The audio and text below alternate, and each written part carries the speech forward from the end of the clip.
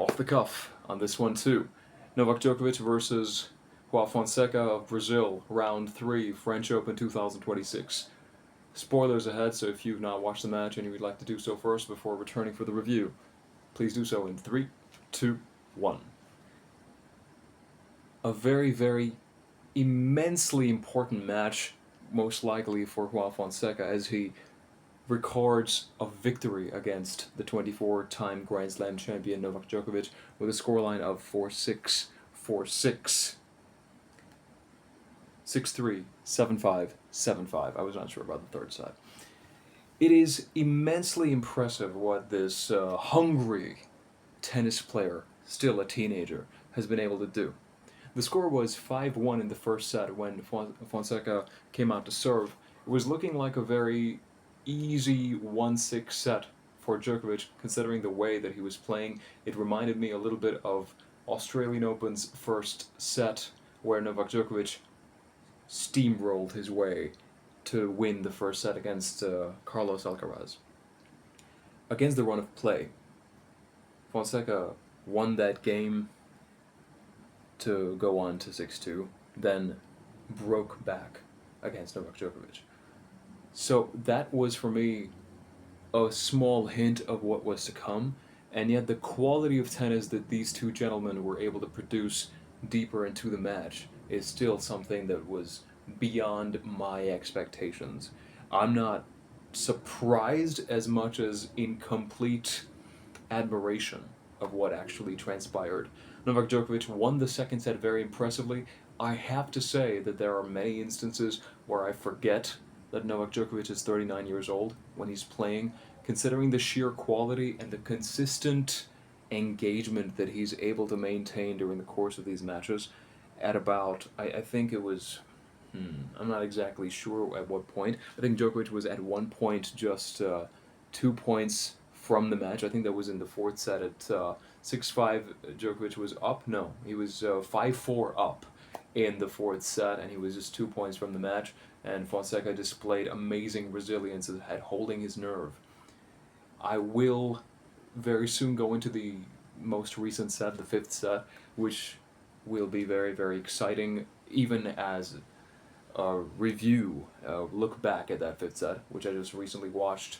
I had to give myself a little bit of time to let the thoughts sink in, because it was such a wild atmosphere at Philippe Chatrier. Novak Djokovic has nothing to be really ashamed of here.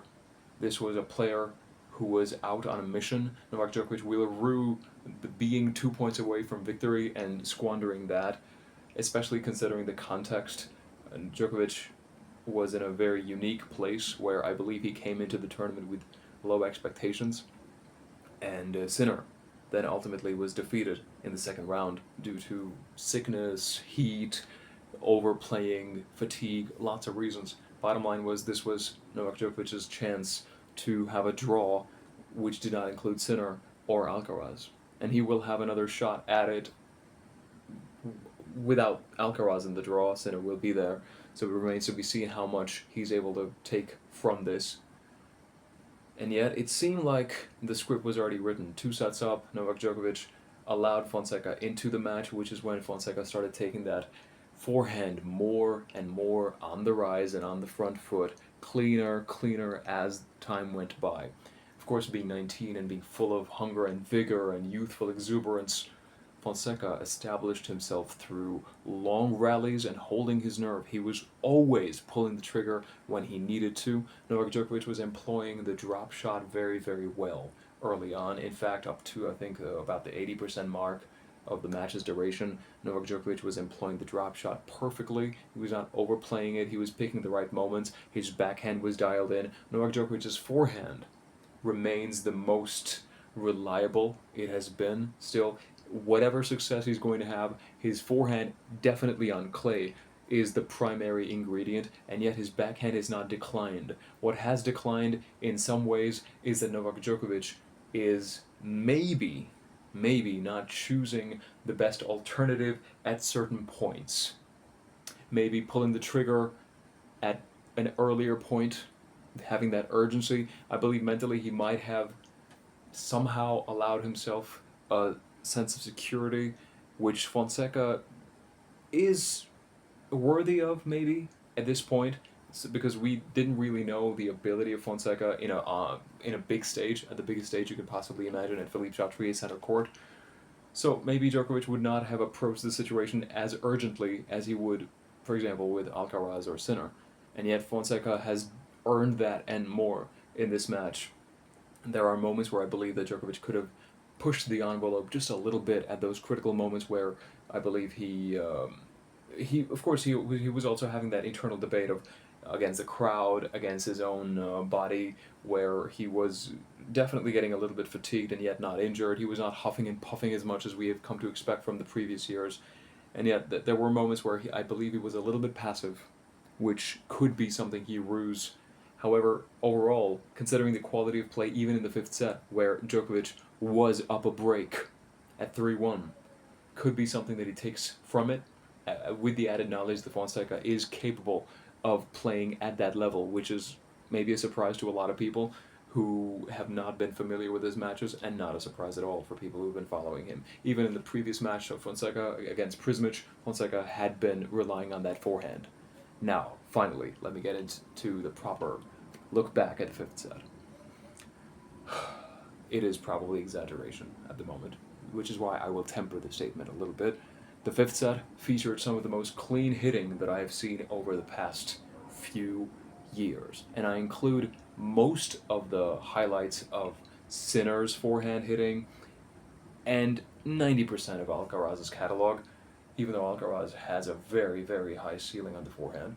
So I still give the edge to Alcaraz overall. Yet that fifth set, given the context, first match at this stage of this stature, and the success rate, the speed, the fearlessness of that forehand from Fonseca is truly admirable. It is almost something to be in awe of, especially if you consider the entire newness that it holds for this young player.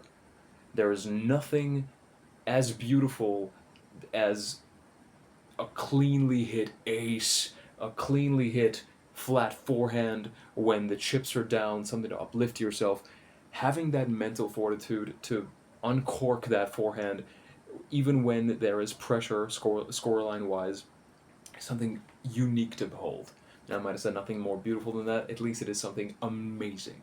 It is something which holds such a unique place in the eyes of most tennis viewers. It is great to see. Unchained. That is what I can call the performance from Fonseca in the fifth set. He did not decline. He was even more engaged. He took all opportunities. He went for his forehand. On the backhand side, of course, Fonseca is not weak, and yet the offensive prowess is definitely tilted toward the forehand. We've had amazing, great forehands. The future seems to be bright in that department for Fonseca. As for what this means for Djokovic, well, I think he'll be dialed in for Wimbledon. We saw that he's still capable of playing these long matches. He had not had an easy win so far. He was on his way to register that in the third set, which he did not capitalize on. He had the opportunity in the fourth. He had the opportunity in the fifth, which unfortunately went begging. It does not make Djokovic any lesser of a player. I said this for Sinner's loss yesterday as well. Now all eyes will fall on Sasha Zverev. We know great champions rebound. I have no doubt that Djokovic will rebound in one way or the other. My belief is that he was not really approaching Roland Garros with the highest of expectations, something I already mentioned, and then Sinner going open that door. Still, Djokovic's draw itself was never the most suitable for him, and Fonseca's out-of-this-world performance shut the door on that ultimately, and yet it gives Djokovic a lot to ponder. He will bounce back. Sinner, I'm very sure he will bounce back. It was a combination of a bunch of factors. He chose to play Rome. He had been playing all the Masters leading up to it, winning all of them, deep runs, consistent play, only a week's rest leading into the French Open. So a lot of this makes sense. And then heat, and then sickness, which he cited instead of pure heat issues that he had during his loss, 5-set loss again.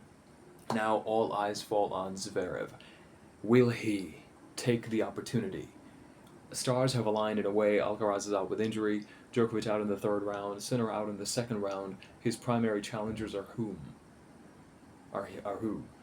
I'm thinking off the cuff, I'm thinking Casper Ruud now, Fonseca himself, maybe Cerundolo, maybe well, Medvedev is already out. So yeah, the herd has been thinned, and the French Open is really, really open. Very exciting times to be a tennis fan, regardless.